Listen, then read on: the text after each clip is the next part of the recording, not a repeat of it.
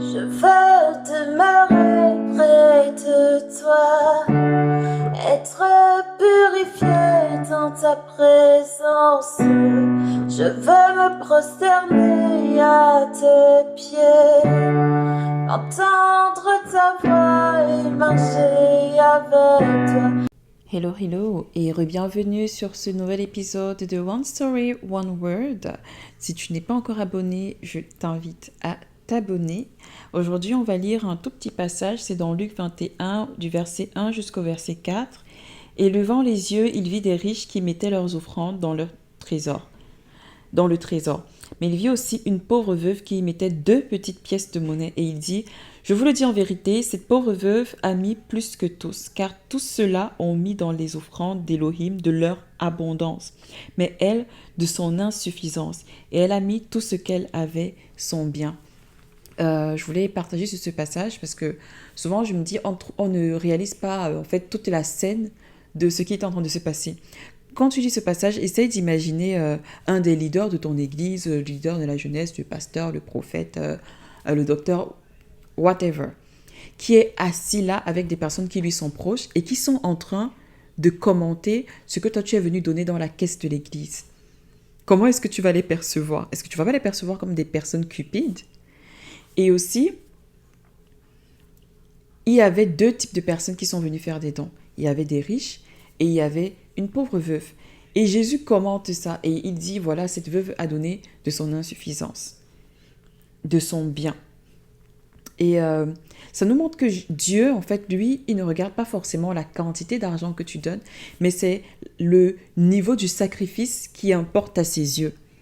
Comme par exemple, je vais prendre... on peut voir ça de Genèse à Apocalypse. Je pense que c'est dans 1 Chronique, le chapitre 21, au verset 24. C'est David qui voulait faire une offrande à l'Éternel. Et puis il y a le monsieur qui s'appelle Ornan qui voulait lui donner cadeau. Les bœufs pour les holocaustes et tout.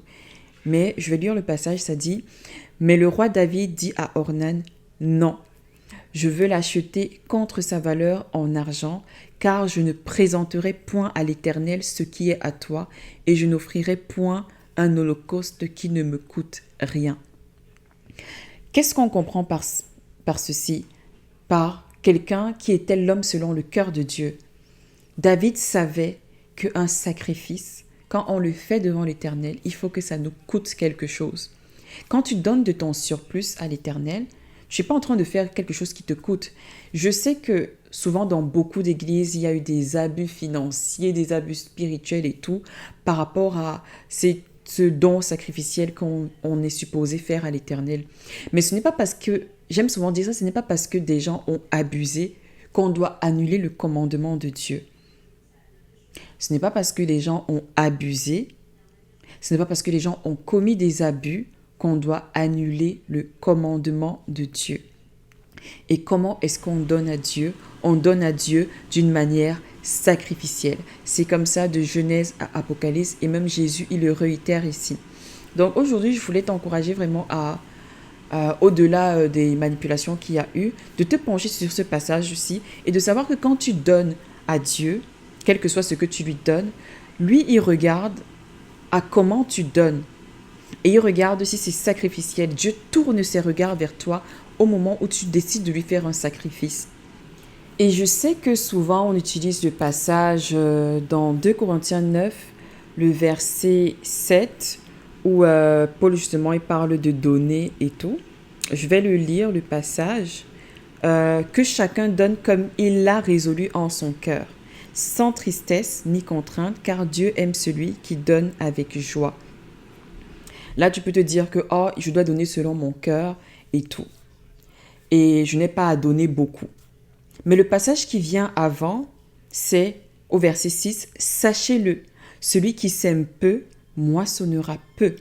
Et celui qui sème abondamment, moissonnera abondamment. » Dieu est fidèle pour récompenser tous les sacrifices que tu fais. Et s'il y a quelque chose que j'ai remarqué quand je lisais Matthieu 6, que ce soit quand Jésus parle de prière, de jeûne et d'aumône, Il dit souvent, vers la fin, après avoir expliqué comment il faut prier, comment il faut jeûner, comment il faut faire des aumônes, ils disent, ton Père qui voit dans le secret ce que tu fais, te le rendra publiquement. Donc, c'est pas pour te dire, oh, tu dois donner 100 000 $, mais est-ce que, si tu regardes bien, est-ce que tu as réellement donné selon ton cœur? Parce que la parole dit c'est le psalmiste David qui dit, fais de l'Éternel tes délices et il te donnera ce que ton cœur désire. Si tu fais de l'Éternel tes délices, ça fait que ce que toi tu désires, c'est en réalité ce qui est dans ton cœur. Mais si c'est l'Éternel qui sont les délices de ton cœur, ce qui est dans ton cœur, c'est ce que l'Éternel désire. Donc si tu donnes selon ton cœur, tu donnes selon les désirs de l'Éternel. C'est parce que tes désirs deviennent les désirs de l'Éternel. Donc, c'est pas pour t'encourager à te ruiner ou quoi que ce soit, mais c'est vraiment pour rendre un peu moins tabou le sujet de l'argent et pour t'encourager à donner selon le cœur de Dieu, à ne pas stigmatiser les personnes qui donnent sacrificiellement. Tu peux donner sacrificiellement, être conduit par l'esprit, comme tu peux donner sacrificiellement et être conduit par ta chair. Mais je sais que le Seigneur récompense toujours. Celui qui sème peu, moissonnera peu. Et celui qui sème beaucoup, moissonnera beaucoup. Donc j'espère que ce podcast-ci te donne une sorte de nouvelle insight par rapport à ce passage. Et on se donne rendez-vous pour un prochain épisode. Sois béni.